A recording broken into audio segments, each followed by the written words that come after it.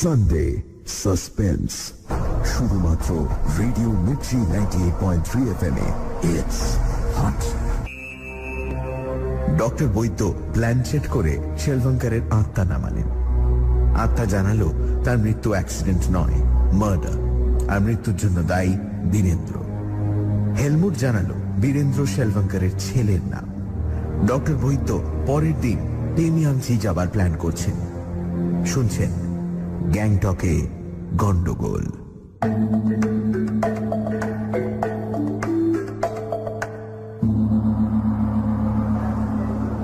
আমাদের হোটেলটা অন্যদিক দিয়ে খুব একটা কিছু না হলেও রান্নাটা এখানে বেশ ভালোই হয়, বিশেষ করে পাঁঠার মাংসের ঝোল।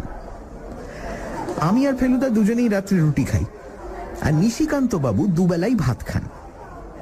আজ তিনজনে একসঙ্গে খেতে বসেছি। নিশিকান্ত বাবু একটা নলি হাড় চুষে চোঁ করে ম্যারো বার করে খেতে খেতে বললেন, ডিসেন্ট লোক মরাই। ডক্টর বৈদ্যর কথা বলছেন? আশ্চর্য ক্ষমতা, কিরকম সব বলে দিলে। ফেলুদা হেসে ঠাট্টা সুরে বলল, আপনার তো ভালো লাগবেই। বলেছে ফাঁড়া কেটে গেছে, আর কি চাই। আপনার বুঝি ওর কথাগুলো বিশ্বাস হয় না? কথাগুলো যদি ফলে যায় তাহলে হবে নিশ্চয়ই। এখনো তো শেষ স্টেজে পৌঁছয়নি। এমনিতে এসব লোকের উপর চট করে শ্রদ্ধা হওয়া কঠিন। এত বুজরুকের দল আছে এই লাইনে। কিন্তু সত্যিকারের গুণী লোকও তো থাকতে পারে। এর কথাবার্তার স্টাইলই আলাদা, শুনলেই ইমপ্রেসড হয়ে যেতে হয়। আর যদি ধরুন গিয়ে ওই মার্ডারটা হয়েই থাকে। ফেলুদা মাঝে মাঝে অন্যমনস্ক হয়ে পড়ছিল। কেন সেটা বুঝতে পারলাম না। হয়তো মনের মধ্যে কোনো খটকা রয়েছে। এত ভালো মাংস খাবার সময়ও তার চোখ থেকে ভ্রুকুটি যেতে চাইছে না। মার্ডারের কথা যেটা বললো সেটা আপনার বিশ্বাস হয়? হয় হয় হয়। কেন বলুন তো? কারণ আছে। এর বেশি আর ফেলুদা কিছু বলল না। খাবার পরে কালকের মতোই দুজনে পান কিনতে বেরোলাম। বৃষ্টি এখনো নামেনি, তবে বাতাস একদম বন্ধ হয়ে গেছে। আজ আমাদের হোটেলের সামনে দিয়ে দু একজন নতুন মুখকে হাঁটতে দেখলাম। তারা সবাই বিদেশি, বোধহয় আমেরিকান। এসব বিদেশি টুরিস্টরা সাধারণত এসে নরখেল বলে একটা হোটেলে থাকে। ওটাই এখানকার সবচেয়ে বড় হোটেল। ফেলুদা পান খেয়ে রাস্তায় পায়চারি করতে আরম্ভ করেছিল। হঠাৎ থেমে বলল, সময় নষ্ট করে লাভ নেই, কিছু ক্যালকুলেশন আছে, সেরে ফেলি গে। তুই বরং এক কাজ কর, কাছাকাছির মধ্যে একটু ঘুরে আয়। আমি আধ ঘন্টা আনডিস্টার্বড কাজ করতে চাই। ফেলুদা হোটেলে ফিরে গেল। ওর কাজে ব্যাঘাত করার ইচ্ছে বা সাহস কোনোটাই আমার নেই, বিশেষ করে তদন্তের এই জট পাকানো অবস্থায়। দোকানপাট সব বন্ধ হয়ে গেছে, রাস্তায় লোক নেই বেশি। হোটেলের কাছেই একটা বন্ধ দোকানের সামনে কয়েকটা নেপালি গোল হয়ে বসে জুয়া খেলছে। মাঝে মাঝে ঘুঁটি নাড়ার শব্দ আর তার চিৎকারের শব্দ শোনা যাচ্ছে। আমি শহরের দিকের রাস্তা ধরে হাঁটতে লাগলাম। এখনো বিদ্যুৎ চমকাচ্ছে, আর তার সঙ্গে সঙ্গে অনেক দূর থেকে মেঘের গর্জন। তবে মনে হয় না বৃষ্টি খুব শিগগিরই আসবে। ধীরে ধীরে তোড়জোড় চলছে, নামবে গিয়ে হয়তো সেই মাঝরাত্রে। রাস্তার বাতিগুলোর খুব জোর নেই, আর ওপর দিক থেকে পড়ে বলে চেনা লোকের মুখ চিনতে সময় লাগে। উল্টো দিক থেকে কে যেন আসছে, এখনো প্রায় 20-30 গজ দূরে। এবার একটা আলোর তলায় এসে পড়াতে মাথার ব্রাউন চুলটা চকচক করে উঠল। পরের আলোটায় পরিষ্কার করে চিনতে পারলাম হেলমুটকে। সে অন্যমনস্কভাবে মাটির দিকে চেয়ে হাঁটছে। এখন 10 হাতের মধ্যে হেলমুট, তার ভুরু কুচকোনো, হাত দুটো প্যান্টের পকেটে গোঁজা। হেলমুট আমার পাশ দিয়ে গটগটিয়ে হেঁটে চলে গেল, অথচ আমাকে যেন দেখতেই পেল না। আমি মুখ ঘুরিয়ে হতভম্বভাবে কিছুক্ষণ ওর ক্রমে ছোট হয়ে যাওয়া চেহারাটার দিকে চেয়ে রইলাম। তারপর আস্তে আস্তে হোটেলের দিকে রওনা দিলাম। ঘরে এসে দেখি ফেলুদা বুকের উপর খাতা খুলে চিত হয়ে খাটে শুয়ে আছে। বললাম, আধ ঘন্টা হয়ে গেছে ফেলুদা। সাসপেক্টের তালিকাটা আপ টু ডেট করে ফেললাম। বীরেন্দ্র শেলভাঙ্কার যে সাসপেক্ট সেটা তো আগেই জানতাম, শুধু নামটা জানা ছিল না। ডক্টর বৈদ্য কি সাসপেক্ট? লোকটা ভেলকি দেখিয়েছে ভালোই, অবশ্যই এমন ভেলকি যে সম্ভব নয় তা বলছি না। আর আজকের ব্যাপারে একটা জিনিস মনে রাখা দরকার, যে বৈদ্যর শেলভাঙ্কারের সঙ্গে আলাপ হয়েছিল। শেলভাঙ্কার ওকে কি বলেছিল না বলেছিল সেটা না জানা অব্দি বৈদ্য ভণ্ড বৈদ্য না খাঁটি বৈদ্য সেটা জানা যাবে না। কিন্তু নিশিকান্ত বাবুর ব্যাপারটা যে বলে দিল, জলের মতো সোজা। নিশিকান্ত যে রেটে নোক কামড়াচ্ছিল তার নার্ভাসনেস বুঝতে অলৌকিক ক্ষমতার দরকার হয় না। আর মার্ডার? মার্ডার না বলে স্বাভাবিক মৃত্যু বললে নাটক জমে না। লোকটা এসেনশিয়ালি নাটুকে। অনেক গুণী লোকই নাটুকে হয়, অভিনয় পছন্দ করে, লোককে চমক দিতে ভালোবাসে। এটা মানুষের অনেকগুলো স্বাভাবিক প্রবৃত্তির মধ্যে একটা। তাহলে সাসপেক্ট কাকে কাকে বলতে হয়? যথারীতি সকলকেই। ডক্টর বৈদ্য? Why not? মূর্তির কথাটা ভুলিস না। আর হেলমুট? আমি হেলমুটের ঘটনাটা বললাম। ফেলুদা কিন্তু খুব বেশি অবাক হলো না, বলল, হেলমুটে যে রহস্যময় চরিত্র সেটা আমি আগেই বুঝেছি। ও বলছে প্রফেশনাল ফটোগ্রাফার, সিকিম সম্বন্ধে একটা ছবির বই করছে, অথচ রুম থেকে যে এত বড় একটা উৎসব হচ্ছে সেই খবরটা সে জানতো না। এখানেই তো খটকার কারণ রয়েছে। তার মানে কি হতে পারে? তার মানে এই যে ওর এখানে থেকে যাওয়ার অন্য কোনো একটা কারণ রয়েছে যেটা ও আমাদের কাছে প্রকাশ করছে না। ফেলুদা আরো কিছুক্ষণ ধরে খাতায় হিজিবিজি লিখল। আমি আকাশ পাতাল ভেবেও এই সব ঘটনার জট ছাড়াতে পারলাম না। আমরা এর আগেও অদ্ভুত সব রহস্যের জালে জড়িয়ে পড়েছি, কিন্তু কোনোটারই সমাধান এত কঠিন বলে মনে হয়নি। একবার মনে হলো ফেলুদার পুলিশে খবর দেওয়া উচিত। ও একা কেন সমস্ত ব্যাপারটা ঘাড়ি নিচ্ছে? শেলভাঙ্কারকে যেই খুন করুক না কেন, সে যে একটা ডার্ক সাইডে ক্রিমিনাল তাতে তো কোনো সন্দেহ নেই। যদি সেই লোক ফেলুদার তদন্তের কথা জেনে ফেলে আর ওকে ঘায়েল করার চেষ্টা করে, কিন্তু তারপরেই আবার মনে হলো পুলিশ যদি ফেলুদার আগে খুনিকে ধরে ফেলে, তাহলে সেটা আমার মোটেই ভালো লাগবে না। তার চেয়ে ফেলুদা যা করছে তা একাই করুক। যদিও এই কঠিন রহস্যের সমাধান করতে পারে, তাহলে ওর গৌরব 50 গুণ বেড়ে যাবে। 11:15 সময় নিশিকান্ত বাবু দরজায় টোকা মেরে গুড নাইট করে গেলেন। Good night. আমি কিছুক্ষণ গল্পের বইটা পড়ার চেষ্টা করলাম, জুল ভার্নের কার্পেথিয়ান কাসল। জানি খুব ইন্টারেস্টিং বই, কিন্তু তাও মন বসল না। কিছুক্ষণ পরে বই বন্ধ করে চোখ বুজলাম। ঘুম আসার আগে পর্যন্ত মাঝে মাঝে চোখ খুলে দেখেছি ফেলুদা তার খাতায় নোট করে চলেছে। মনে যত দুশ্চিন্তাই থাকুক না কেন, রাত্রে একবারও ঘুম ভাঙেনি। সকালে যখন উঠেছি তখন জানলা দিয়ে পাহাড়ের গায়ে রোদ দেখা যাচ্ছে। ফেলুদা ঘরে নেই, বোধহয় স্নান করতে গেছে। যেখানেই যাক, যাওয়ার আগে তার খাটের উপর একটা সাদা কাগজ অ্যাশট্রে চাপা দিয়ে রেখে গেছে, বোধহয় আমারই রাখার জন্য। কাগজটা হাতে নিয়ে দেখলাম, তাতে লেখা রয়েছে আমাদের চেনা একটি তিব্বতী কথা, যার মানে হলো মৃত্যু। সানডে সাসপেন্স, শুধুমাত্র রেডিও মির্চি 98.3 FM এ। It's hot. ফেলুদা তার সাসপেক্টের লিস্টটা আপ টু ডেট করে নিল। সেই তালিকায় বীরেন্দ্র নামটাও যোগ হলো। ডক্টর বৈদ্য, হেলমুট, এমনকি নিশিকান্ত বাবুও সাসপেক্ট। সকালে উঠে তপসে দেখল ফেলুদা খাটের ওপর অ্যাশট্রে চাপা দিয়ে একটা কাগজ রেখে দিয়ে গেছে। তাতে লেখা সেই পরিচিত তিব্বতী কথা, মৃত্যু। শুনছেন গ্যাংটকে গন্ডগোল।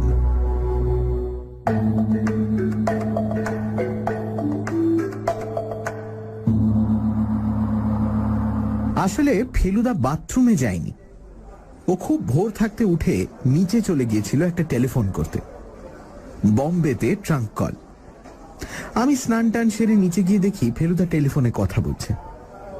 শেষ হলে পর জিজ্ঞেস করলাম, কি ব্যাপার?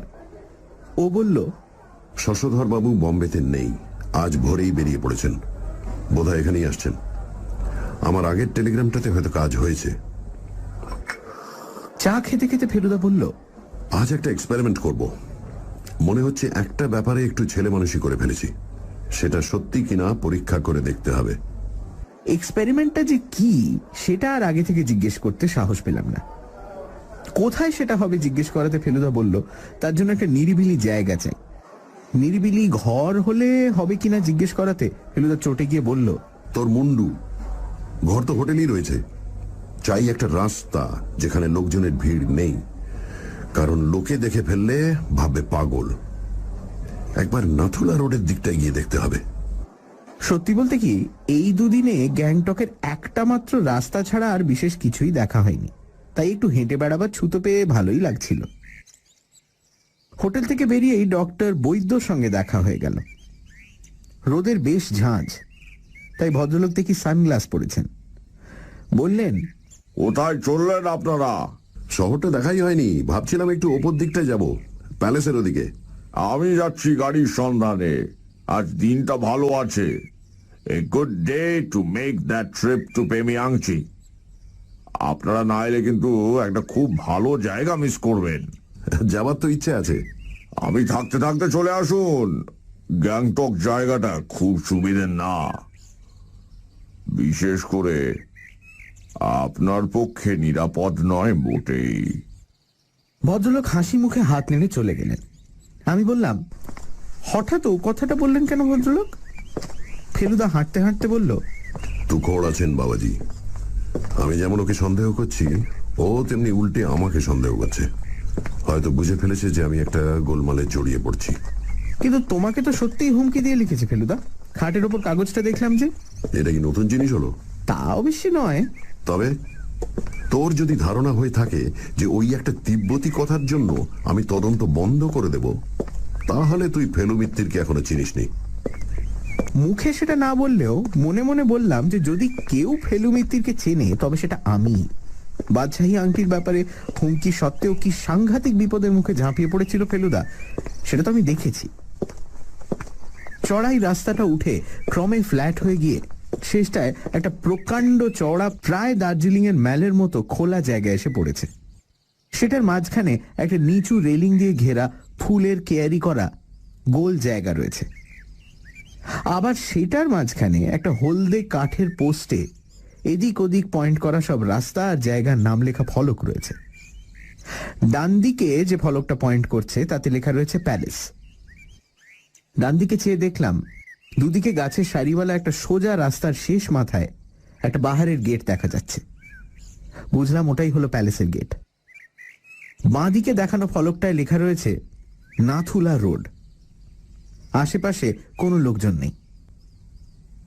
দূরে প্যালেসের রাস্তায় কালকের দেখা বিদেশি টুরিস্টরা ক্যামেরা হাতে পায়চারি করছে। ফেলুদা বলল, লক্ষণ ভালোই, চ বাঁদিকে চ। যে নাথুলা রোড দিয়ে একেবারে বর্ডারে চলে যাওয়া যায় সেটা দিয়ে আমি আর ফেলুদা এগিয়ে চললাম এক্সপেরিমেন্টের উদ্দেশ্যে। রাস্তাটা ক্রমেই নির্জন হয়ে এসেছে। ফেলুদা বাঁ দিকের খাড়াই পাহাড়ের দিকে দৃষ্টি রেখে এগিয়ে চলেছে। এদিকটা শহরের পূব দিক, কাঞ্চনজঙ্ঘা হলো পশ্চিম দিক। এদিকে বরফ দেখা যায় না, তবে নিচে বহু দূরে দুই পাহাড়ের মাঝখান দিয়ে বয়ে যাওয়া একটা নদী দেখা যায়। আর একটা জিনিস যেটা দেখা যায় সেটা হলো রোপওয়ে। শূন্যে টাঙানো তারের রাস্তা দিয়ে ঝুলন্ত গাড়ি চলেছে মাল নিয়ে পাহাড়ের এ মাথার এক স্টেশন থেকে ও মাথার আর এক স্টেশন। রোপওয়ে দেখতে এত ভালো লাগছিল যে ফেলুদার প্রথম ডাকটা শুনতেই পাইনি। তারপর শুনলাম, আই তো এদিকে আয়। পাহাড়ের গা বেয়ে খানিক দূরে উঠে গেছে ফেলুদা, আর সেখান থেকেই আমায় হাতছানি দিয়ে ডাকছে। আমিও উঠে গেলাম। ফেলুদার পাশে একটা পাথর পড়ে আছে, সাইজে একটা 5 নম্বর ফুটবলের মতো। এই পাথরের পাশে দাঁড়া। দাঁড়ালাম। এরকম বাধ্য অ্যাসিস্ট্যান্ট কোনো গোয়েন্দা কখনো পেয়েছে বলে আমার মনে হয় না। আমি যাচ্ছি নিচে, ওদিক থেকে এদিকে হেঁটে যাব। আমি যখন বলবো তখন তুই পাথরটা ঠেলে নিচের দিকে গড়িয়ে দিবি। যেভাবে রয়েছে পাথরটা বুঝতেই পারছিস, একটা ঠেলা দিলেই ওটা নিচের দিকে গড়িয়ে যাবে। পারবি তো? জলের মতো সোজা। ফেলুদা নিচে নেমে যে দিক দিয়ে এসেছিল সেই দিকটায় চলে গেল। তারপর শুনতে পেলাম ওর হাঁক। রেডি? আমি চেঁচিয়ে বললাম, রেডি। আর তারপরেই পেলাম ফেলুদার পায়ের আওয়াজ। আমার লাইনে আসার 8-10 পা আগেই ফেলুদা চেঁচিয়ে উঠল, গো। আমি পাথর ঠেলে দিলাম। ফেলুদা হাঁটা থামালো না। দেখলাম পাথর গড়িয়ে রাস্তায় পৌঁছানোর আগেই ফেলুদা তার অন্তত 10 পা সামনে এগিয়ে চলে গেছে। দাঁড়া। ফেলুদা ফিরে এলো, সঙ্গে পাথর। এবার তুই নিচে যা, তোকে হাঁটতে হবে, হাঁটা থামাবি না। আমি পাথর ফেলবো। যদি দেখিস পাথর তোর দিকে তাক করে আসছে, হয়তো তোর গায়ে এসে লাগবে, তুই লাফিয়ে পাশ কাটাতে পারবি তো? জলের মতো সহজ। এবার আমি হাঁটতে শুরু করলাম, আর চোখ পাহাড়ের দিকে। ফেলুদা খুব হিসেব করে জিভ টিপ কামড়ে একটা বিশেষ টাইমে পাথরটাকে মারলো ঠেলা। আমি থামলাম না। লাফিয়ে পাশ কাটানোরও দরকার হলো না। পাথর আমি পৌঁছানোর আগেই রাস্তায় পড়ে দুটো পাক খেয়ে ডান দিকের পাহাড়ের ঢাল বেয়ে নিচের দিকে চলে গেল। ফেলুদা যেখানে ছিল সেখানেই বসে রইল। কি আর করি, আমিও তার কাছে গিয়ে হাজির হলাম। কি মূর্খ আমি, কি মূর্খ! এই সহজ। ফেলুদার কথা শেষ হলো না। একটা শব্দ আমার কানে আসতেই এক ঝলক ওপরে তাকিয়ে এক হ্যাঁচকা টানে আমি ফেলুদাকে তার জায়গা থেকে প্রায় 3 হাত পাশে সরিয়ে আনলাম। আর ঠিক সেই মুহূর্তেই একটা বিরাট পাথরের চাই 1 সেকেন্ড আগে যেখানে ফেলুদা ছিল সেখান দিয়ে গড়িয়ে গিয়ে বুনো লাল ফুলের একটা প্রকাণ্ড ঝোপড়াকে তছনছ করে দিয়ে রাস্তায় একবার মাত্র ঠক্কর দিয়ে পেছনের ঢাল দিয়ে নেমে অদৃশ্য হয়ে গেল। জায়গাটা সত্যি নিরাপদ নয় বলে আমার হাত ধরে টেনে একেবারে রাস্তায়। তারপর দুজনে আর টু শব্দটি না করে পা চালিয়ে এক নিঃশ্বাসে একেবারে মাথায় পৌঁছে গেলাম। একটা মিলিটারি লরি আমাদের পাশ কাটিয়ে নাথুলার দিকে চলে গেল। ফেলুদা খালি একবার মৃদুস্বরে বলল, থ্যাঙ্কস তোষে। তার দিকে চেয়ে দেখি সে গম্ভীর হয়ে গেছে। আমার মনের যে কি অবস্থা সে আর বলে কাজ নেই। কাছেই একটা ছাউনি দেওয়া বসবার ঘর ছিল, অনেকটা ইডেন গার্ডেনের ব্যান্ড স্ট্যান্ডের মতো দেখতে। আমরা তার ভেতরে গিয়ে বেঞ্চিতে বসে হাঁপ ছাড়লাম। ফেলুদা কপালের ঘাম মুছে বলল, কাউকে দেখতে পেয়েছিলি? না, অনেক উঁচু থেকে পাথরটা এসেছিল। আমি যখন দেখেছি তখন তার ভেলোসিটি অনেক। ফেলুদা একটা সিগারেট ধরিয়ে ভালো করে একটা টান দিয়ে বলল, আর ঢিলে ঢালা চলবে না, আর কুইক এসপার ওসপার হওয়া দরকার। কিন্তু অনেক প্রশ্নের তো উত্তর পাওয়া যাচ্ছে না ফেলুদা। কে বললো তোকে? ফেলুদা খেঁকে উঠল। কাল রাত্রে কখন ঘুমিয়েছি জানিস? 2:30। ফেলু মিত্তির ঘোড়ার ঘাস কাটছে না। এক্সপেরিমেন্ট সাকসেসফুল, যা সন্দেহ করেছিলাম তাই। পাথর এসে গাড়িতে পড়েনি। 1 in a million চান্সের উপর নির্ভর করে কেউ খুন করে না। প্ল্যানটা ছিল অন্য, কিন্তু সেটাকে অ্যাক্সিডেন্টের চেহারা দেবার জন্য পাথরটা ফেলা হয়েছিল। মিস্টার শেলভাঙ্কারকে অজ্ঞান করা হয়েছিল আগেই, তারপর তাকে জিপ সমেত খাদের মধ্যে ফেলা হয়েছিল, তারপর সব শেষে ফেলা হয়েছিল পাথর। কিন্তু তাহলে ড্রাইভারটা যে? ড্রাইভারকে হাত করা হয়েছিল এই বিষয়ে আমার কোনো সন্দেহ নেই, কারণ এ ছাড়া জিনিসটা সম্ভব নয়। কিংবা ড্রাইভার তো নিজেই খুন করে থাকতে পারে না, কারণ মোটিভ কি? তার পক্ষে মূর্তিটার কথা জানার বিন্দুমাত্র সম্ভাবনা ছিল বলে মনে হয় না। ফেলুদা উঠে পড়ল। আমাদের টার্গেট হচ্ছে SKM 463। কিন্তু দুঃখের বিষয় SKM 463 খোঁজ করে তাকে পাওয়া গেল না। সে গাড়ি কাল রাত্রেই নাকি শিলিগুড়ি চলে গেছে। আসলে কি জানিস, জিপটা নতুন বলে সকলেরই ওটার উপর চোখ। ওটা তাই আর বসে থাকে না। তাহলে আমরা কি করব? দাঁড়া, একটু ভাবতে দে, সব গন্ডগোল হয়ে যাচ্ছে। জিপ স্ট্যান্ড থেকে হোটেলে ফিরে এলাম। ডাইনিং রুমে বসে বেয়ারাকে ডেকে কোল্ড ড্রিঙ্কের অর্ডার দিলাম।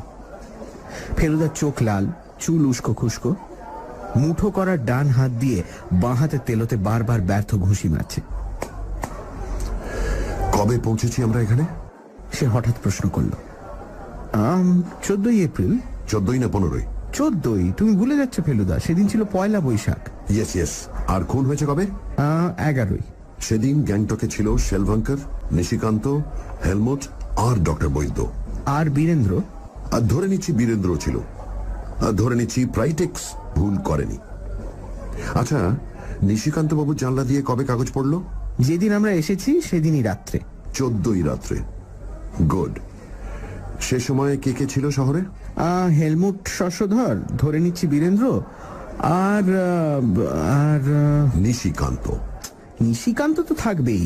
শুধু থাকবেই না, ও যদি কোনো গোলমাল করে থাকে তাহলে নিজের ওপর থেকে সন্দেহ হটিয়ে দেবার জন্য নিজেই নিজের ঘরে কাগজ ফেলতে পারে, নিজেই খাদের মধ্যে লাফিয়ে পড়ে হেল্প হেল্প বলে চিৎকার করতে পারে। কি গোলমাল করতে পারেন নিশিকান্ত বাবু? সেটা এখনো জানি না। খুন করার সাহস ওর আছে বলে মনে হয় না। লোকটা নেহাতি ভীতু, আর সেটা অভিনয় নয়। তাহলে আর কেউ বাকি রইল কি? ডক্টর বৈদ্য।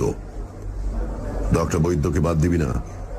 তিনি কবে কালিম্পং গেছেন বা অ্যাটল গেছেন কি না সেটা তো আমরা জানি না। ডাকবাংলো থেকে যে অন্য জায়গায় গিয়ে ঘাপটি মেরে বসে থাকেননি তার গ্যারান্টি কি? ফেলুদা এক চুমুকে এক গেলাস সিকিম অরেঞ্জ শেষ করে বলল, একমাত্র শশধর বাবুর গতিবিধি সম্বন্ধে সন্দেহের কোনো কারণ নেই, কারণ তিনি আমাদের সঙ্গে একই প্লেনে একই জিপে গ্যাংটক এসেছেন এবং পরদিন বম্বে ফিরে গেছেন। ফিরে যে গেছেন সেটা তার বাড়ির লোকে টেলিফোনে কনফার্ম করেছে। অবশ্যই এখন তিনি বম্বেতে নেই। একটা চান্স আছে he is on his way here. মনে হচ্ছে প্রেমিয়াংচিটা। ফেলুদা কথা থামালো। বাইরে থেকে একজন লোক এসে হোটেলের ভেতরে ঢুকে ম্যানেজারের টেবিলের দিকে এগিয়ে গেল। লোকটা আমাদের জার্মান হিপি হেলমুট উঙ্গার। ম্যানেজারকে কি জিজ্ঞেস করাতে তিনি আমাদের দিকে আঙুল দেখিয়ে দিলেন। তোমরা এখানেই আছো, আমি দেখতেই পাইনি। আমরা চেয়ার ছেড়ে উঠে দাঁড়ালাম। হেলমুটের যেন একটু কিন্তু কিন্তু ভাব। বলল, একটা জরুরি আলোচনা ছিল, তোমাদের ঘরে যাওয়া যায় কি? সানডে সাসপেন্স, শুধুমাত্র রেডিও মির্চি 98.3 FM এ। It's hot. ফেলুদা নাথুলা রোডে গিয়ে একটা এক্সপেরিমেন্ট করলো। তোপসে ওপর থেকে পাথর গড়িয়ে দিল ফেলুদার দিকে। তারপর ফেলুদা ওপর থেকে তোপসের দিকে একটা পাথর গড়িয়ে দিল। তার ঠিক পরে ফেলুদার দিকে ওপর থেকে আচমকা একটা পাথর গড়িয়ে এলো। তোপসে হ্যাঁচকা টান মেরে ফেলুদাকে বাঁচিয়ে দিল। ফেলুদা বলল, এবার একটা এসপার ওসপার করা দরকার, কারণ তার ধারণা 1 in a million চান্সের উপর নির্ভর করে তো আর খুন করা হয়নি। শেলভাঙ্কারকে আগে অজ্ঞান করে তারপর তার গাড়ির ওপর পাথর ফেলা হয়। হাত করা হয়েছিল SKM 463 ড্রাইভারকেও। সন্দেহ এখন প্রত্যেকের উপর। হোটেলে দেখা হলো হেলমুটের সঙ্গে। সে বলল ফেলুদার সঙ্গে তার একটা জরুরি আলোচনা আছে। শুনছেন গ্যাংটকে গন্ডগোল।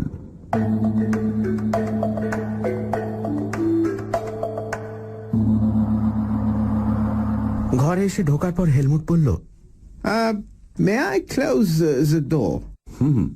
তারপর নিজেই গিয়ে ঘরের দরজাটা বন্ধ করে দিল। আমার বুকের ভেতরটা ডিপ ডিপ করছে। বিরাট লম্বা লোক, ফেলুদার চেয়েও 1 ইঞ্চি বেশি, তার উপর জার্মান। তার উপর শুনেছি হিপিরা নানান রকম নেশা করে, আর বিদেশিদের সঙ্গে বন্দুক পিস্তল গোছের জিনিস থাকাটা কিছুই আশ্চর্য নয়। যদি কোনো বদমতলব নিয়ে এসে থাকে লোকটা। ফেলুদা হেলমুটের দিকে একটা চেয়ার এগিয়ে দিল। কোল্ড ড্রিঙ্ক বা চা কফি কিছু চলবে? No thanks. হেলমুট কাঁধ থেকে ক্যামেরা নামিয়ে বিছানার উপর রেখে বগল দাবা করা আগফা কোম্পানির একটা বড় লাল খামের ভেতর হাত ঢুকিয়ে বলল, তোমাদের কয়েকটা ছবি দেখাতে এনেছি। এগুলো কালার নেগেটিভে তোলা। এখানে প্রিন্ট হয় না, তাই দার্জিলিং এ পাঠিয়েছিলাম। আজই সকালে এনলার্জমেন্ট গুলো হয়ে এসেছে। হেলমুট একটা ছবি বার করলো। এটা নর্থ সিকিম হাইওয়েতে তোলা। অ্যাক্সিডেন্ট যেখানে হয় সেখান থেকে রাস্তাটা পাহাড়ের গা দিয়ে একেবারে উল্টো দিকের পাহাড়ে চলে গেছে। সরু ফিতের মতো রাস্তাটাকে অ্যাক্সিডেন্টের জায়গা থেকে দেখা যায়। আমি ছবিটা তুলেছি ওই উল্টো দিকের রাস্তাটা থেকেই। গ্রাম, নদী, 10 কিলোমিটার দূরে সিকিমের খানিকটা অংশ মিলিয়ে একটা চমৎকার ভিউ পাওয়া যায় ওখান থেকে। ওয়ান্ডারফুল। কথা ছিল শিলভাঙ্কা গুম্ফা যাবার পথে আমাকে ওখান থেকে তুলে নিয়ে যাবে, কিন্তু তার গাড়ি আমার কাছে অব্দি পৌঁছয়নি। ছবি তুলতে তুলতে একটা শব্দ পেয়ে সেদিকে মুখ ঘুরিয়ে আমি এই দৃশ্যটা পাই, যেটা আমি আমার টেলিফোটো লেন্স দিয়ে তুলে রেখেছি। আশ্চর্য ছবি, এত দূর থেকে তোলা সত্ত্বেও মোটামুটি সবই বোঝা যাচ্ছে। একটা জিপ পাহাড়ের গা দিয়ে গড়িয়ে পড়ছে, তার কিছু ওপরে রাস্তায় একটা লোক দাঁড়িয়ে পড়ন্ত জিপটার দিকে দেখছে। এটা বোধহয় ড্রাইভারটা। মুখ চেনার উপায় নেই, কিন্তু সে যে নীল রঙের জামা পরে রয়েছে সেটা বোঝা যাচ্ছে। এছাড়া আর কোনো লোক ছবিটাতে নেই।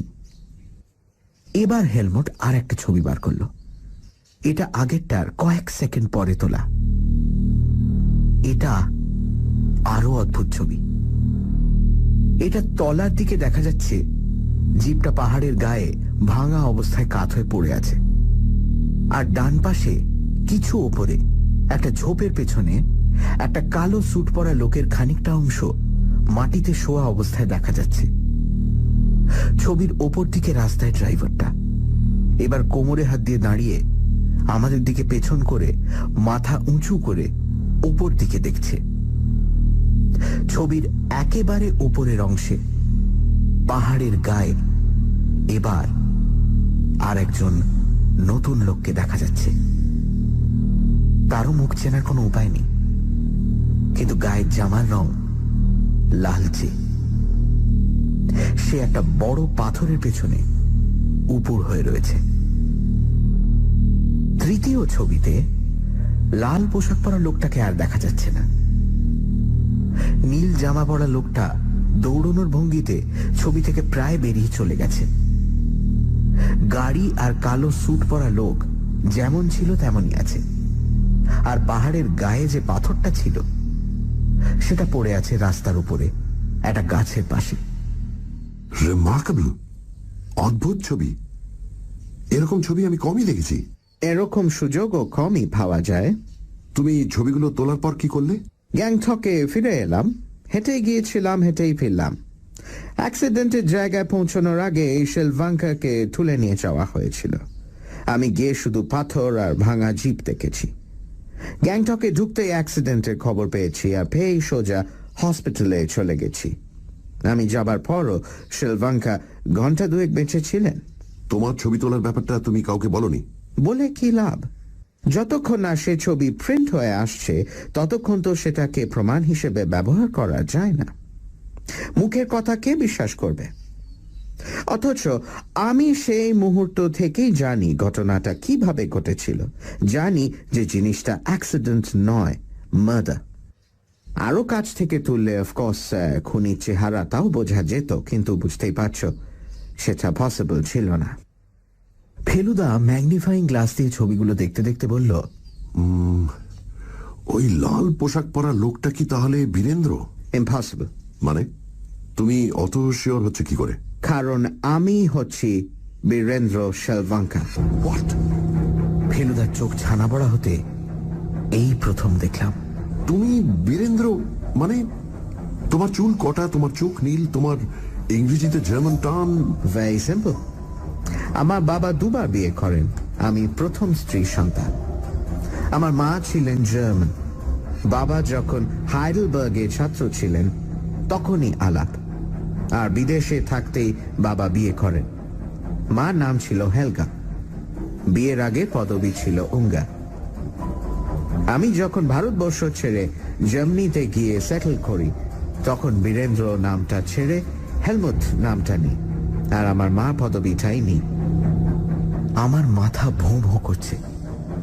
সত্যি তো, জার্মান স্ত্রী হলে ছেলের চেহারা সাহেবের মতো হওয়া কিছুই আশ্চর্য নয়। বাড়ি ছেড়ে চলে গেলে কেন?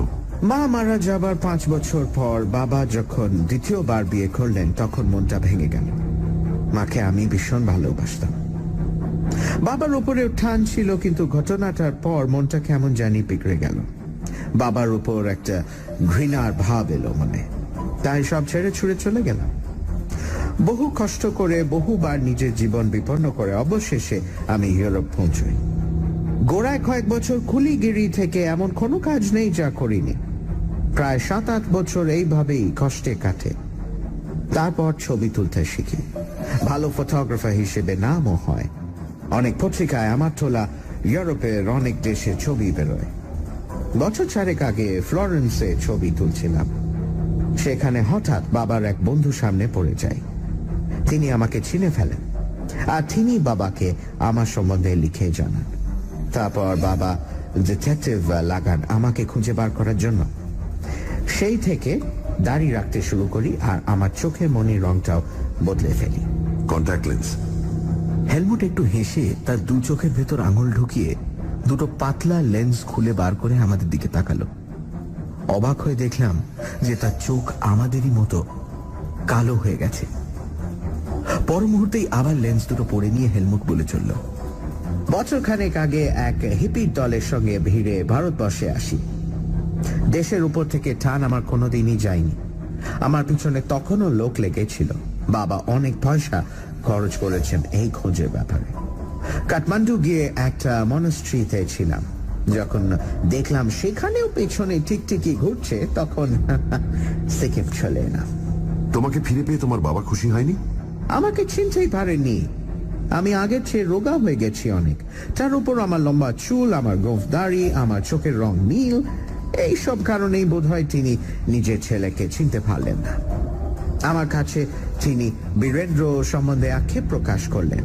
ভারতবর্ষে ফিরে আসার আগেই বাবার উপর থেকে আমার বিরূপ ভাবটা অনেকটাই চলে গিয়েছিল। বয়সের সঙ্গে সঙ্গে মানুষ অনেক জিনিস মেনে নিতে শেখে, কিন্তু যখন দেখলাম তিনি আমাকে চিনলেন না, তখন আর নিজের পরিচয়টা দিলাম। শেষ পর্যন্ত হয়তো দিতাম, কিন্তু তার আর সুযোগ হলো কই। খুনি কে এ সম্বন্ধে তোমার কোনো ধারণা আছে? ফ্র্যাঙ্কলি বলবো, নিশ্চয়ই। আমার মতে ডক্টর বৈদ্যকে কোনো মতেই ফালাতে দেওয়া উচিত নয়। ফেলুদা সম্মতি ভঙ্গিতে মাথা নেড়ে প্রায় ফিসফিস করে বলল, আমি এ ব্যাপারে তোমার সঙ্গে একমত। হেলমুট নাকি বীরেন্দ্র বলা উচিত বলল, ও তো জানে না আমি বীরেন্দ্র, তাই ফস করে আমার সামনেই কালকে ওই নামটা করে দিল।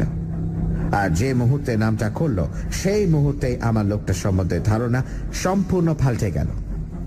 আমার মতে লোকটা 1 নম্বরের ভণ্ড শয়তান। ওই খুন করেছে এবং ওই মূর্তিটা নিয়েছে। সেদিন শেলভাঙ্কার যখন গুম্ফাটা দেখতে যান, উনি কি একাই যান? সেটা বলতে পারি না। আমি তো অনেক সকালে বেরিয়ে পড়েছিলাম। অফকোর্স ডক্টর বৈদ্য তাকে মাঝ পথে থামিয়ে গাড়িতে উঠে থাকতে পারেন। সন্দেহ বাতিকটা বাবার একেবারেই ছিল না। এমনিতে অত্যন্ত সরল প্রকৃতির মানুষ ছিলেন তিনি। ফেলুদা বিছানা ছেড়ে উঠে গম্ভীরভাবে কিছুক্ষণ পায়চারি করে বলল, আমাদের সঙ্গে প্রেমিয়াংচি যাবে? বাবাকে যে খুন করেছে তার হাতে হাতকড়া পরানোর জন্য আমি যে কোনো জায়গায় যেতে প্রস্তুত আছি। এখান থেকে কতদূর জানো জায়গাটা? 100 মাইলের কাছাকাছি বলে শুনেছি, হয়তো সামান্য বেশিও হতে পারে। তার মানে 6-7 ঘন্টার ধাক্কা। রাস্তা খারাপ না হলে আরো তাড়াতাড়ি পৌঁছানো যেতে পারে। আমার মতে আজই যত তাড়াতাড়ি সম্ভব বেরিয়ে পড়া উচিত। আমারও তাই মত।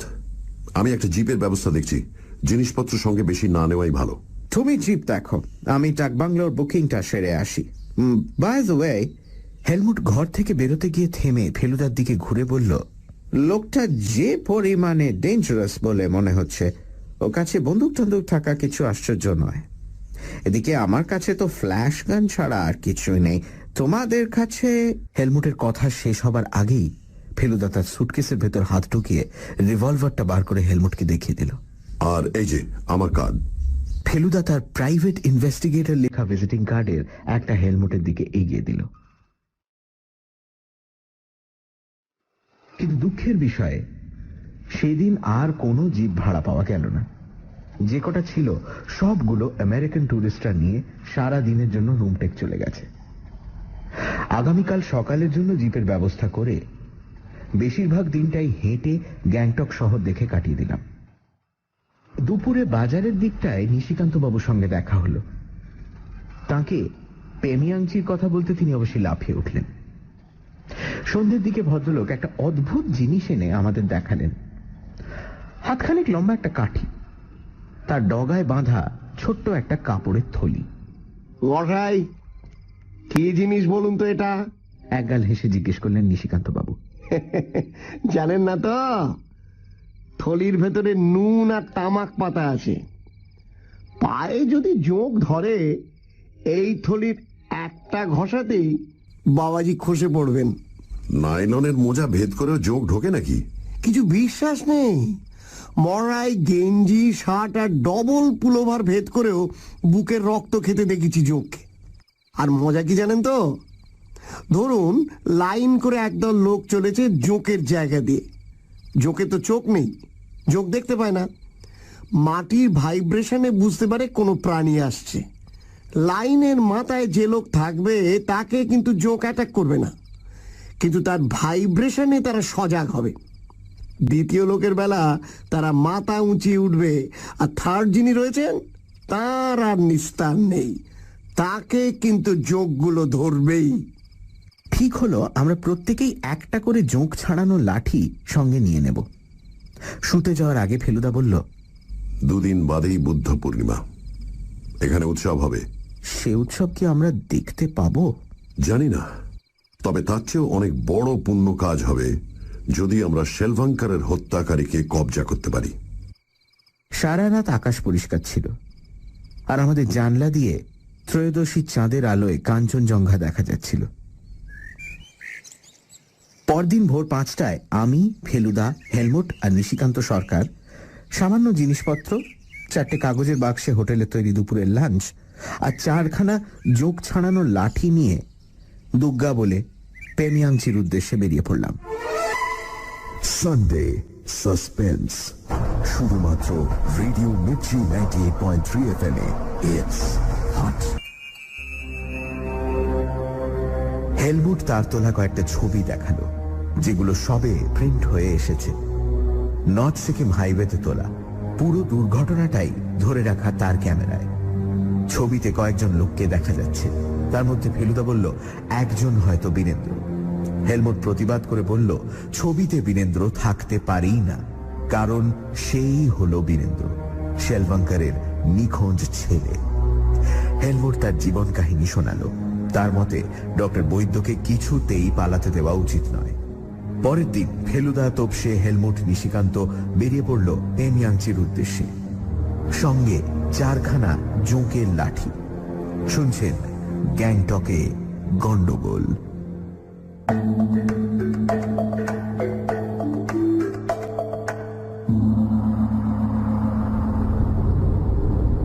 গ্যাংটক থেকে পেমিয়াংচি যাবার 2টো রাস্তা আছে, একটা কিউশিং হয়ে আর একটা নামচি দিয়ে নয়াবাজার হয়ে। কিউশিং এর রাস্তা দিয়ে গেলে দুধটা কম হয়, কিন্তু গত কদিনের বৃষ্টিতে সে রাস্তা নাকি খারাপ হয়ে গেছে, তাই আমাদের নয়াবাজার দিয়েই যেতে হলো। 127 মাইল পথ। এমনিতে হয়তো দুপুরের খাওয়াটা সারার জন্য নামচিতে থামতে হতো, কিন্তু আমরা হোটেলের থেকে লুচি, আলুর তরকারি আর মাংসের কাটলেট নিয়ে নিয়েছি। তাছাড়া 2টো ফ্লাস্কে রয়েছে জল, আর 2টোতে গরম কফি। কাজেই পথে আর খাওয়ার জন্য থামতে হবে না। সাবধানে গেলেও ঘন্টা 8 বেশি সময় লাগা উচিত নয়। তাই মনে হয় বিকেলের আগেই আমরা পেমিয়াংচি পৌঁছে যাব। হেলমুট দেখলাম একটার বেশি ক্যামেরা সঙ্গে নেয়নি, আর নিশিকান্ত বাবু দেখি কোত্থেকে একজোড়া চামড়ার গ্যালস জুতো সঙ্গে নিয়ে নিয়েছেন। বললেন, ভেবে দেখলুম মরাই, জোঁক যদি পায়ের পেছন দিকে ধরে তাহলে তো আর দেখতে পাবো না। নুনের থলি কোন কাজটা দেবে মরাই? তার চেয়ে গাম বুটি ভালো। 10% সেফ সাইড। যদি গাছ থেকে মাথায় পড়ে জোঁক? ম্যাক্সিমাম জোঁকের টাইম কিন্তু এটা নয়, সেটা কিন্তু আরো পরে, জুলাই অগাস্টে। এখন বাবাজিরা সব মাটিতেই থাকেন। নিশিকান্ত বাবুকে বলা হয়নি যে আমরা খুনির সন্ধানে চলেছি। উনি জানেন আমরা ফুর্তি করতে যাচ্ছি, তাই দিব্যি নিশ্চিন্তে আছেন। ওখানে গোলাগুলি চললে যে ওর কি দশা হবে তা জানি না। 6:15 সময় আমরা সিংথামে পৌঁছে গেলাম। এই জায়গাটা গ্যাংটক আসার সময়ও পড়েছিল।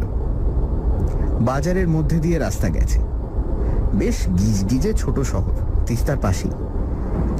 আমরা বাঁদিকে ঘুরে তিস্তার ওপর দিয়ে একটা ব্রিজ পেরিয়ে উল্টো দিকের পাহাড়ে উঠলাম। এখান থেকে শুরু করে বাকি রাস্তাটা হবে আমাদের কাছে নতুন। আমাদের জিপটা নতুন না হলেও খুব বেশি পুরনো নয়। স্পিডোমিটার, মাইলোমিটার দুটোই এখনো কাজ করছে। সিটের চামড়া টামড়াও বিশেষ ছেড়েনি। ড্রাইভারের চেহারাটা দেখবার মতো। লোকটা বোধহয় নেপালি নয়, কারণ নেপালিরা সাধারণত বেঁটে হয়, এ কিন্তু রীতিমতো লম্বা। কালো প্যান্ট, কালো চামড়ার জার্কিন আর কালো শার্ট পরেছে। শার্টের বোতাম গলা অবধি লাগানো। মাথায় একটা ক্যাপ পরেছে, যেটা রঙও প্রায় কালোই। আমেরিকান গ্যাংস্টার ছবিতে মাঝে মাঝে এরকম চেহারার লোক দেখা যায়। ফেলুদা ওর নাম জিজ্ঞেস করাতে বলল থন্ডুপ সাবজি। নিশিকান্তবাবু বিজ্ঞের মতো বললেন তিব্বতী নাম। ব্রিজ পেরিয়ে পাহাড়ের গা দিয়ে উঠতে উঠতে বুঝলাম এদিকের দৃশ্য একেবারে অন্যরকম। গাছপালা অনেক কম, আর মাটিটা লালচে আর শুকনো। হঠাৎ দেখলে মনে হয় যেন বিহারের কোনো পাহাড়ে জায়গা দিয়ে চলেছে। এক এক জায়গায় রাস্তা খুবই খারাপ, আর তার মানেই সেখানে রাস্তা সারানোর কাজ হচ্ছে।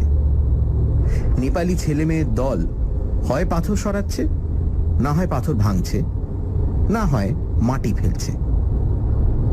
এই দুদিনে নেপালি মেয়েদের দেখে কি করে চিনতে হয় সেটা ফেলুদার কাছে শিখে নিয়েছি। এদের কানে মাকড়ি, নাকে নথ আর গলায় মোটা হাসুলি।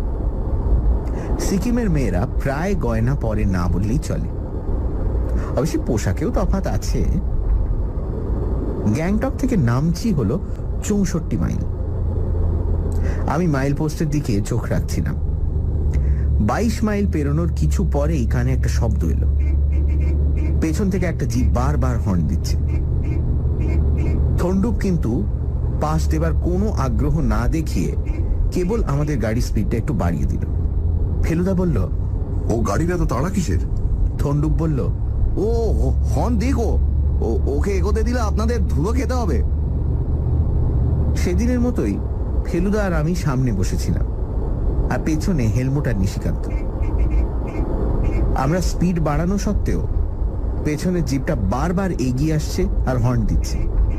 এমন সময় নিশিকান্তবাবু চেঁচিয়ে উঠলেন, আরে এই যে সেই ভদ্রলোক। কোন ভদ্রলোক? বলে ফেলুদা পেছনে ফিরল, আর সেই সঙ্গে আমিও। ও মা, এই যে শশধর বাবু। আমাদের পেছনে ফিরতে দেখে আবার গ্যাঁ গ্যাঁ করে হন, আর শশধর বাবু মরিয়া হয়ে হাত নাড়া। যারা রোগ দিয়েছে থন্ডুজি, পেছনে চেনা লোক। আমাদের গাড়ি থামার সঙ্গে সঙ্গেই পেছনেরটাও থামলো, আর শশধর বাবু নেমে আমাদের দিকে দৌড়ে এলেন। আপনারা তো আচ্ছা লোক মশাই। আরে সিংথামে এত চেঁচালুম আর আপনারা শুনতেই পেলেন না? আরে আপনি আসছেন জানলে কি আর আপনাকে ছেড়ে আসি? তা আপনি যেরকম টেলিগ্রাম করলেন তাতে কি আর ওখানে বসে থাকা যায়? আমি সেই তখন থেকে ফলো করছি আপনাদের। পেছনে থাকলে যে কিরকম ধুলো খেতে হয় সেটা শশধর বাবুর চেহারা দেখেই বুঝতে পারলাম। আর কিছুক্ষণ এইভাবে চললে ভদ্রলোক একেবারে ভস্যমাখা সাধু বাবা হয়ে যেতেন। কিন্তু ব্যাপার কি? এই বললেন সন্দেহজনক ব্যাপার, আর সেসব ছেড়ে ছুড়ে এখন এইদিকে কোথায় চলেছেন? ফেলুদা এ কথার কোনো জবাব না দিয়ে বলল, আপনার সঙ্গে মালপত্র কি অনেক? মোটেই না, এই কেবল একটা সুটকেস।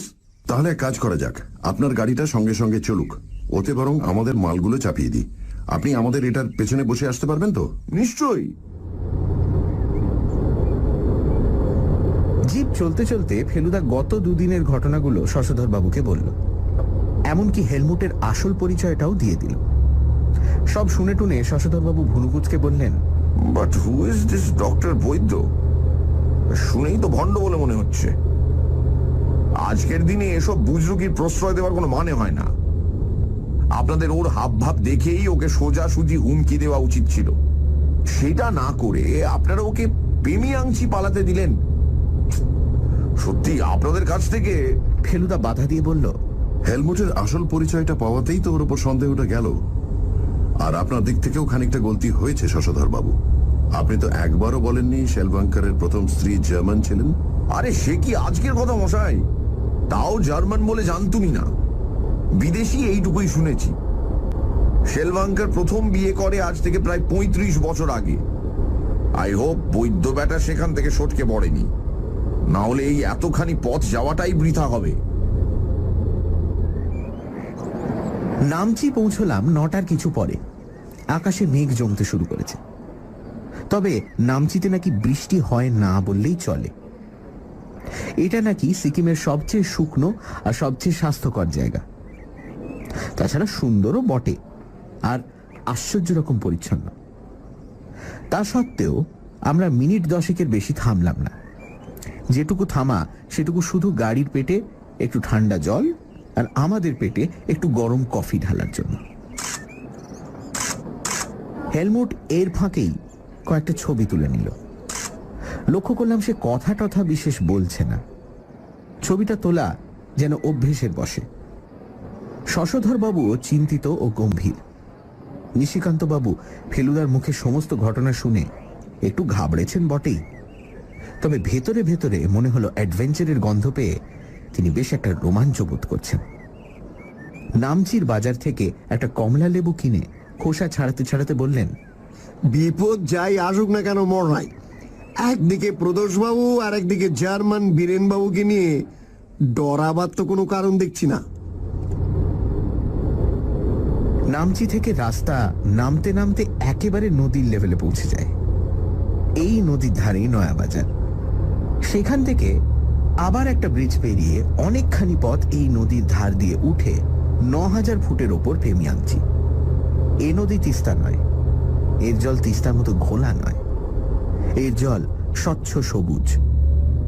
মাঝে মাঝে জলের স্রোত পাথরে বাধা পেয়ে ফেনিয়ে ফেনিয়ে উঠছে। এ নদীর নাম রঙ্গিত। এত সুন্দর পাহাড়ে নদী এর আগে আমি কখনো দেখিনি। রঙ্গিতের পাশ দিয়ে পাক খেয়ে খেয়ে আমরা যে পাহাড়ের উপর উঠছি তাতে গাছপালা অনেক বেশি। এখানে মাটি লাল নয় আর শুকনোও নয়।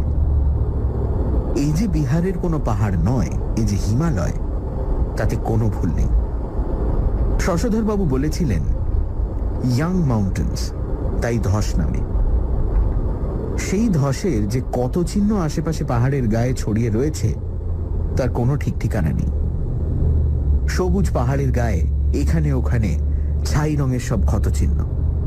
ঠিক মনে হয় পাহাড়ের পায়ে বুঝি সেতই হয়েছে। অজস্র গাছপালা বন বাদার সমেত পাহাড়ের একটা অংশ ধসে পড়েছে একেবারে নদীর কিনারে। এইসব ন্যাড়া অংশ নতুন করে গাছপালা হয়ে আবার কবে পাশে সবুজের সঙ্গে মিশে যাবে তা কে জানে। একটা গুম্ফার পাশ দিয়ে যেতে যেতে দেখি সেই ভূত তাড়ানো নিশানের ঝাড়। সবগুলো নিশানি তকতকে নতুন বলে মনে হচ্ছে। শশধরবাবু বললেন, সামনে বুদ্ধ পূর্ণিমা, তারই তোড়জোড় চলছে। ফেলুদা প্রথমে বোধহয় কথাটা শোনেনি। প্রায় মিনিট খানেক পরে বলল, কত তারিখে পড়ছে বুদ্ধ পূর্ণিমা? কালই বোধ হয় পূর্ণিমা। কাল হলো 17 এপ্রিল। 17 এপ্রিল, তার মানে হলো 4 বৈশাখ। ফেলুদার বিড়বিড়ানি জিপের শব্দে আর কেউ বোধহয় শোনেনি। তারিখ নিয়ে এত কি চিন্তা করছে ফেলুদা? আর ও এত গম্ভীর কেন? আর হাতের আঙুল মটকাচ্ছে কেন? পেমিয়াংচির আগের শহরের নাম গেজি। এখানেও দেখি নিশানের ছড়াছড়ি। এখান থেকে পেমিয়াংচি 3 মাইল। জিপ ক্রমশ ওপরে উঠছে। রাস্তা রীতিমতো খাড়াই।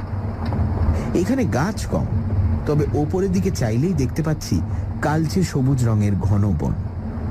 খানিকটা রাস্তা রীতিমতো খারাপ। জিপকে খুব সাবধানে চলতে হচ্ছে। মনে হলো এদিকে বৃষ্টিটা গ্যাংটকের চেয়ে বেশি হয়েছে। জিপ 4 হুইলে অতি সন্তর্পণে একটা গোলমেলে এবড়ো খেবড়ো রাস্তা পেরোল। ঝাঁকুনির চোটে নিশিকান্তবাবুর মাথাটা জিপের ওপরে লোহার রডের সঙ্গে ঠকাং করে লাগতেই বলে উঠলেন। একটু পরেই ক্রমে আলো কমে এলো। এটা শুধু মেঘের জন্য নয়, আমাদের জিপের এক পাশে এখন একটা গাঢ় সবুজ পাতা আর সাদা ডালপালাওয়ালা গাছের বন। হেলমুট বলল, ওগুলো বার্চ গাছ বিলেতে খুব দেখা যায়। এখন আমাদের জিপ এই বনের মধ্যে রাস্তা দিয়ে চলেছে। আমাদের দুপাশে বন, তার মধ্যে দিয়ে আমরা চড়াই উঠছি সাপের মতো পেঁচালো রাস্তা দিয়ে। এবার আরো গভীর বন, আরো বড় বড় গাছ, ঠান্ডা স্যাঁতস্যাঁতে হাওয়া। জিপের আওয়াজ ছাপিয়ে বনের ভিতর থেকে অচেনা পাখির তীক্ষ্ণ শীষ। নিশিকান্ত বাবু বললেন, বেশ থ্রিলিং লাগছে মশাই। রাস্তাটা ফাঁকা হয়ে গেল। সামনে একটা সবুজ ঢিপি, ওপরে খোলা মেঘলা আকাশ। ক্রমে একটা বাংলোর টালিওয়ালা ছাদ দেখা গেল, তারপর পুরো বাংলোটা। এই সেই ব্রিটিশ আমলের বিখ্যাত বাংলো। পেছন দিকে আকাশের নিচে সবুজ থেকে আবছা নীল হয়ে যাওয়া থরে থরে সাজানো পাহাড়। জিপ থামলো, আমরা নামলাম। চৌকিদার বেরিয়ে এলো। আমাদের জন্য ঘর ঠিক করা আছে। और कोई है यहाँ? শশধর বাবু জিজ্ঞেস করলেন। नहीं साहब, बंगलो खाली है। আর কেউ নেই? আর কেউ আসেনি? এসেছিল, তিনি কাল রাত্রে চলে গেছেন। দাড়িওয়ালা, চশমা পরা বাবু। সানডে সাসপেন্স, শুধুমাত্র রেডিও মির্চি 98.3 FM এ। It's hot.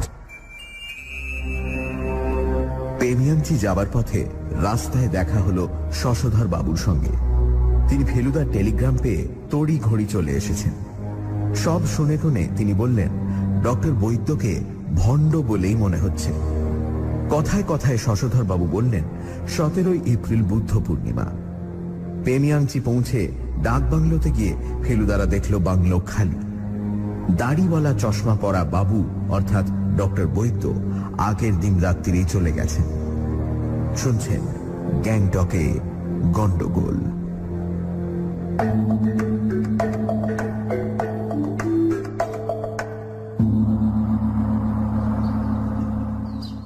চৌকিদারের কথা শুনে হেলমুটই সবচেয়ে বেশি হতাশ হয়েছে বলে মনে হলো। সে কাঁধ থেকে ক্যামেরা নামিয়ে ঘাসের ওপর বসে পড়ল। শশধর বাবু বললেন, যা বুঝছি ইমিডিয়েটলি কিচ্ছু করার নেই। 1টা বাজে, অন্তত ডান হাতের ব্যাপারটা সেরে নেওয়া যাক, কি বলেন? আমরা মালপত্র সমেত বাংলোর ভেতরে গিয়ে ঢুকলাম। দেখেই বোঝা যায় আদ্যিকালের বাংলো। কাঠের ছাদ, কাঠের মেঝে, সামনের দিকে কাঠের রেলিংওয়ালা বারান্দা, তাতে পুরনো ধরনের বেতের টেবিল চেয়ার পাতা।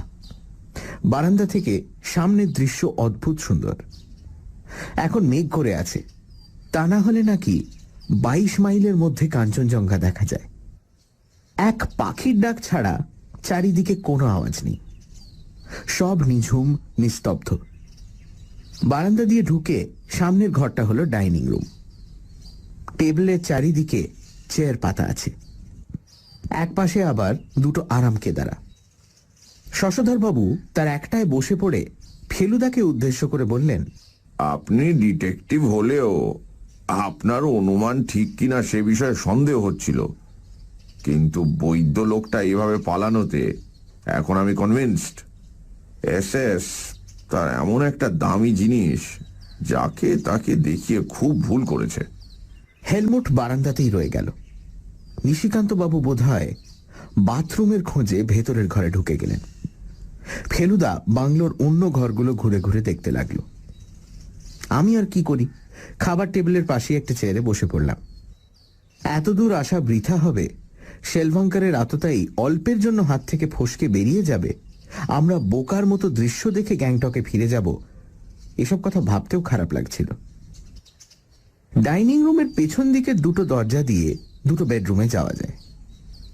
ডান দিকের দরজাটা দিয়ে ফেলুদা বেরিয়ে এলো, হাতে একটা লাঠি। এই লাঠিটাই ডক্টর বৈদ্যর হাতে দেখেছিলাম না? ভদ্রলোক এসেছিলেন ঠিকই, কারণ তিনি চিহ্ন স্বরূপ তার লাঠিটা ফেলে গেছেন। Very strange. নিশিকান্ত বাবু রুমাল দিয়ে মুখ মুছতে মুছতে ঘরে ঢুকলেন। তারপর জায়গাটা অদ্ভুত। বলে পাশের চেয়ারটায় বসে বিশ্রী শব্দ করে হাই তুললেন। ফেলুদা বসল না। ফায়ারপ্লেসের সামনে দাঁড়িয়ে ডক্টর বৈদ্য লাঠিটা ডান হাতে নিয়ে বাঁ হাতের তেলোয় ঠক ঠক করে অন্যমনস্কভাবে ঠুকতে লাগল।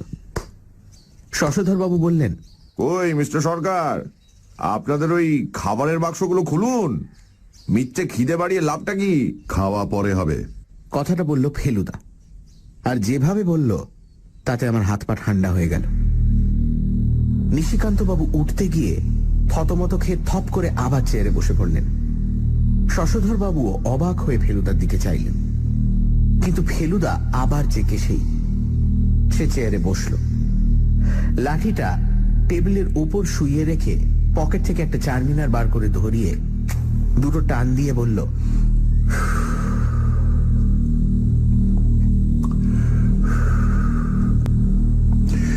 ঘাটশিলায় আমার এক পুরনো বন্ধু রয়েছে। আপনি এখানে আসার আগে তো ঘাটশিলায় গিয়েছিলেন, তাই না শশধর বাবু? হ্যাঁ, এক ভাগ্নের বিয়ে ছিল। আপনি তো হিন্দু, তার মানে? শশধরবাবু ভুরু কুচকে তাকালেন ফেলুদার দিকে।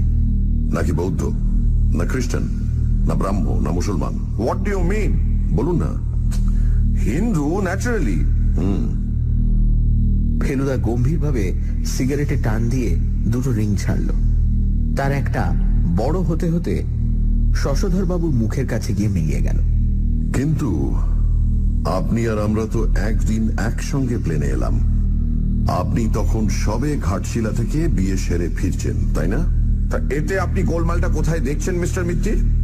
আপনার কথার কোনো মাথামুন্ডু আমি খুঁজে পাচ্ছি না। ঘাটশিলার বিয়ের সঙ্গে আজকের ঘটনার কি সম্পর্ক? সম্পর্ক এই যে চৈত্র মাসে তো হিন্দুদের বিয়ে হয় না শশধর বাবু। ওটা যে নিষিদ্ধ মাস। ও মাসে কোনো লগ্ন নেই, শাস্ত্রের বারণ। আপনি সেই চৈত্র মাসেই আপনার ভাগ্নের বিয়ে দিলেন। শশধরবাবু সিগারেট ধরাতে গিয়ে থেমে গেলেন, কিংবা পারলেন না। তার হাত দুটো কাঁপছে। আপনি কি ইমপ্লাই করছেন? কি বলতে চাইছেন আপনি? ফেলুদা নিরুদ্বেগ। সে চেয়ে রয়েছে সোজা শশধরবাবুর দিকে। তার চোখের পাতা পড়ছে না। প্রায় পুরো 1 মিনিট এইভাবে তাকিয়ে থেকে সে বলল, ইমপ্লাই করছি অনেক কিছু। 1 নম্বর, আপনি মিথ্যেবাদী। আপনি ঘাটশিলায় যাননি। 2 নম্বর, আপনি বিশ্বাসঘাতক। মানে? আমরা জানি শেলভাঙ্কার কোনো একটা কারণে ভীষণ মুষড়ে পড়েছিলেন। সে কথা তিনি বীরেন্দ্রকে বলেছিলেন, যদিও কারণ বলেননি। অনেক সময় খুব কাছের কোনো লোকের দ্বারা প্রতারিত হলে এই জিনিসটা হয়। আমার বিশ্বাস সে লোক হলেন আপনি। আপনি ছিলেন তাঁর পার্টনার। তিনি ছিলেন সরল, বিশ্বাসী মানুষ। তাঁর সন্দেহবাদিকটা ছিল না একেবারেই। সুতরাং তাঁকে ঠকাবার অনেক সুযোগ ছিল। আপনি সেই সুযোগ নিয়েছিলেন। কিন্তু তিনি সে ব্যাপারটা জেনে ফেলেছিলেন এবং জানতে পেরে তার মন ভেঙে গিয়েছিল। তার জানার ব্যাপারটা আপনি জানতে পারেন, আর জানার পর থেকেই তাঁকে সরাবার পথ খুঁজছিলেন। বম্বেতে সেটা সুবিধে হয়নি। তিনি সিকিমে এলেন। আপনার আসার কথা ছিল না, আপনিও এলেন। হয়তো তিনি আসার পরের দিনই। আপনি মানে not Shashadhar Bose, but doctor Baidya, অর্থাৎ ছদ্মবেশী শশধর বোস। বৈদ্য শেলভাঙ্কারের সঙ্গে আলাপ করল। গণৎকার সেজে তাঁর বিষয়ে জানা কথাগুলোই তাকে বলল, তাকে ইমপ্রেস করল। দুজনে একসঙ্গে গুম্ফায় গেলেন বীরেন্দ্রর খোঁজ করতে। আপনি নিশ্চয়ই গাড়ির ব্যবস্থা করেছিলেন। পথে পেছন দিক থেকে মাথায় লাঠির বাড়ি মেরে তাঁকে অজ্ঞান করলেন। ড্রাইভারকে আগেই হাত করেছিলেন, পয়সায় কিনা হয়। তারপর গাড়ি ফেলা, তারপর পাথর ফেলা আপনার ওই লাঠির সাহায্যে। তখনও শেলভাঙ্কার মরেননি। হয়তো তিনি শেষ মুহূর্তে আপনাকে চিনে ফেলেছিলেন এবং সেই কারণেই মরবার আগে আপনার নাম করেন। ননসেন্স! কি আবল তাবল বলছেন আপনি? কি প্রমাণ আছে যে আমি ডক্টর বৈদ্য? ফেলুদা এবার একটা অদ্ভুত প্রশ্ন করে বসল। আপনার আংটিটা কোথায় গেল শশধর বাবু? হ্যাঁ, আপনার মা লেখা সোনার আংটি। আঙুলে দাগ রয়েছে অথচ আংটি নেই কেন? ওটা ওটা আঙুলে টাইট হচ্ছিল তাই। ভদ্রলোক কোটের পকেট থেকে আংটি বার করে দেখালেন। মেকআপ চেঞ্জ করে পরতে ভুলে গেছিলেন তাই না? ওই একই আঙুলের দাগ সেদিন মোমবাতির আলোয় দেখেছিলাম শশধর বাবু। তখনই একটা খটকা লেগেছিল, কিন্তু কেন তা বুঝতে পারিনি। শশধরবাবু চেয়ার ছেড়ে উঠতে যাচ্ছিলেন, ফেলুদা গর্জন করে উঠল, বসুন, আরো আছে। শশধরবাবু বসলেন, ঘাম মুছলেন। ফেলুদা বলে চলল, শেলভাঙ্কের খুন হলো। ডক্টর বৈদ্য তার পরের দিন বললেন কালিম্পং যাচ্ছেন লামার সঙ্গে দেখা করতে। আসলে কিন্তু তা নয়। আসলে ডক্টর বৈদ্য ওরফে শশধর বোস চলে এলেন কলকাতা। এদিকে শশধর বোস আগেই টেলিগ্রাম করেছিলেন অ্যারাইভিং 14th। সেটা পেয়ে শেলভাঙ্কার বিস্মিত ও বিচলিত হন, কারণ আপনার সিকিমে আসার কোনো কথা ছিল না এবং শেলভাঙ্কার আপনাকে অ্যাভয়েড করতেই চাইছিলেন। যাই হোক, আপনি 14th এলেন, কারণ এই আশাটাই হবে আপনার অ্যালিবাই। 14 এসে শেলভাঙ্কার মৃত্যুতে আক্ষেপের ভান করে আপনি 15ই বললেন বম্বে ফিরছেন। আসলে আপনি বম্বে যাননি, গ্যাংটকের আশেপাশেই কোথাও রয়ে গিয়েছিলেন গা ঢাকা দিয়ে। সেদিনই সন্ধ্যায় ডক্টর বৈদ্যর বেশে আপনি আমাদের ভেলকি দেখালেন। আপনি জেনেছিলেন আমি ডিটেকটিভ, তাই আপনি পেমিয়াংচি রওনা হওয়ার আগে পাথর গড়িয়ে আমাকে সাবাড় করার চেষ্টা করেছিলেন এবং আপনি রুম থেকে আমাদের ফলো করে গিয়ে ঘরের মধ্যে একজন একটা বিকট হু হু হু শব্দ করে উঠল। কান্না আর ভয়ের মাঝামাঝি ইনি নিশিকান্ত সরকার। বসুন নিশিকান্ত বাবু, আর লুকিয়ে লাভ নেই। আপনি খুনের জায়গায় গিয়েছিলেন কেন, আর কাকে দেখেছিলেন সেখানে? নিশিকান্ত বাবু হাত দুটোকে হ্যান্ডস আপের মতো করে মাথার উপর তুলে আবার সেই কোকানি সুরে বললেন, মশাই, জানতুম না ওই মূর্তিটা এত ভ্যালুয়েবল। তারপর যখন জানলুম না। টিবেটান ইনস্টিটিউটে আপনি গিয়েছিলেন? হ্যাঁ স্যার, আমি চাইতেই অন দ্য স্পট 1000 টাকা দিয়ে দিলে তখনই সন্দেহ হলো, তাই গেলাম। তা বলে কিনা মানে ইউনিক জিনিস, তাই মানে ভাবলেন মরা লোকের পকেট মারতে ক্ষতি কি, বিশেষ করে এককালে সেই জিনিসটা যখন আপনারই ছিল। সেই মানে সেই আর কি। কিন্তু আপনি সেদিন খুনের জায়গায় কাউকে দেখেননি? না স্যার। আপনি না দেখলেও সে আপনাকে নিশ্চয়ই দেখেছিল এবং ভেবেছিল আপনি তাকে দেখে ফেলেছেন, নইলে আর আপনাকে শাসাবে কেন? তা হবে। মূর্তিটা কোথায়? মূর্তি? নিশিকান্ত বাবু যেন আকাশ থেকে পড়লেন। ফেলুদাও অবাক। সে কি, আপনি তাহলে? হঠাৎ একটা হুড়মুড় শব্দ আর তার সঙ্গে একটা কেলেঙ্কারি। শশধর বাবু তার চেয়ার ছেড়ে উঠে একটা প্রচন্ড লাফ দিয়ে দরজার মুখে দাঁড়ানো হেলমুটকে এক ধাক্কায় ধরাশায়ী করে বাংলো থেকে বেরিয়ে গেলেন। দরজা একটাই আর তার সামনে হেলমুটের গড়িয়ে পড়া শরীর, তাই ফেলুদার বেরোতে 10 সেকেন্ডের মতো দেরি হয়ে গেল। সবাই যখন বাইরে পৌঁছেছি তখন জিপের ইঞ্জিন গর্জন করে উঠেছে। এই ড্রাইভারটাকেও নিশ্চয়ই হাত করা ছিল, আর সে এই ধরনের বিপদের জন্য তৈরিই ছিল। শশধর বাবুকে নিয়ে জিপ প্রচন্ড বেগে ঢাল নেমে বনের দিকে এগিয়ে গেল। এদিকে আমাদের জিপটাও গর্জিয়ে উঠেছে, কারণ ধন্ডু বুঝেছে যে আমরা নিশ্চয়ই ফলো করব। কিন্তু তার আর দরকার হলো না। গাড়ি অদৃশ্য হবার আগেই ফেলুদার রিভলভারের দুটো অব্যর্থ গুলি তার পেছনে দুটো টায়ারকে ভাসিয়ে দিল। জিপটা রাস্তার একদিকে কেদরে গিয়ে একটা গাছের গায়ে ধাক্কা লেগে থেমে গেল। দেখলাম শশধর বাবু লাফিয়ে পড়ে ঊর্ধ্বশ্বাসে বনের দিকে ছুটলেন। ড্রাইভারটা উল্টো দিক দিয়ে বেরিয়ে জিপের স্টার্টিং হ্যান্ডেলটা উঁচিয়ে এগিয়ে এল। ফেলুদা তাকে অগ্রাহ্য করে ছুটল বনের দিকে, আমরা তিনজন তার পেছনে। ড্রাইভারকে নিয়ে মাথা ঘামানোর কোনো প্রয়োজন নেই, কারণ আমাদের থন্ডুকো তার জিপের হ্যান্ডেলটা হাতে নিয়ে তার প্রতিদ্বন্দ্বীর দিকে এগিয়ে চলেছে। আমরা চারজন অন্ধকার বনের ভিতর ঢুকে চারদিক ছড়িয়ে পড়ে প্রায় 10 মিনিট খোঁজার পর হেলমুটের একটা হাঁক শুনে তার দিকে গিয়ে দেখি শশধর বাবু একটা প্রকাণ্ড বুড়ো গাছের পাশে দাঁড়িয়ে অদ্ভুত মুখ করে অদ্ভুত ভাবে লাফাচ্ছেন আর ছটফট করছেন। আরো কাছে যেতে বুঝতে পারলাম তাকে জোঁকে ধরেছে। একটা নয়, অন্তত 200-300 লকলকে জোঁক তার দুই পায়ে হাঁটু অবধি আর কাঁধে ঘাড় অবধি আর কনুইয়ের কাছটায় কিলবিল করছে। আমার বাঁচান।